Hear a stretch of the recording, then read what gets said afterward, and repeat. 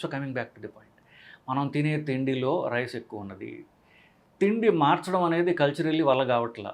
మీరు అన్నిటికంటే ఏమి బెస్ట్ మెథడ్ అండి షుగర్ తగ్గించుకోవడానికంటే బరువు తగ్గడం. బరువు తగ్గడం అంటే రైస్ ఆపడం.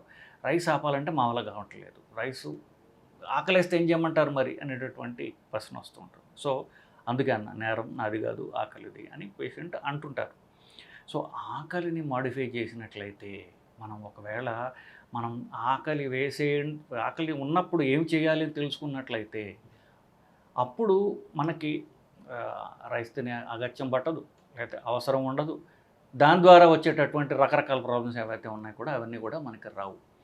సో ఆకలి ఆపుకోవడం ఎట్లా అనేది తెలుసుకోవడమే అసలైన కిటుకు.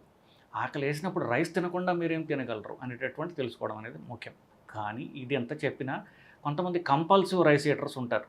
వాళ్ళేంటి రైస్ తినకపోతే అసలు నీకు అన్నం తిన్నట్టే కాదండి, నాకు అంత అలవాటు అది, నువ్వు మా ఇంట్లోనే ఉన్నారు.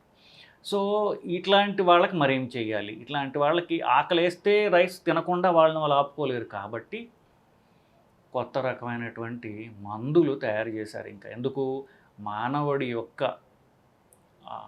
హ్యాబిట్స్ అలవాట్లు మార్చడం అనేది ఎవడి తరమో కాదు. వాళ్ళు జబ్బులు వచ్చినా సరే వాళ్ళ అలవాట్లు వాళ్ళు మార్చుకోరు. షుగర్ ఉంది, షుగర్ వల్ల హార్ట్ అటాక్లు వస్తున్నాయి, పక్షవాతాలు వస్తున్నాయి, రైస్ తినడం మానండి అంటే నా వల్ల కాదు. సిగరెట్ అలవాటు ఉంది, సిగరెట్ వల్ల హార్ట్ అటాక్లు వస్తున్నాయంటే సిగరెట్ ఆపడం నా వల్ల కాదు. ఇట్లా మన అలవాట్లు మార్చుకోవడానికి మన వల్ల కావట్లేదు కాబట్టి మందులైనా తీసుకోండి అని చెప్పేసేటువంటి కొత్త క్లాస్ ఆఫ్ మందులు తయారు చేయబడ్డాయి. అవి ప్రధానంగా షుగరు తగ్గడానికి ఉపయోగించే మందులైనప్పటికీ కూడా షుగర్ లేకుండా అధిక బరువు ఉన్నవాళ్ళు, ఓవర్ వెయిట్ ఉన్నవాళ్ళకి కూడా ఈ మందులు పనిచేస్తాయని American heart association, American diabetes association వాళ్ళు దానికి క్లియరెన్స్ ఇవ్వడం జరిగింది.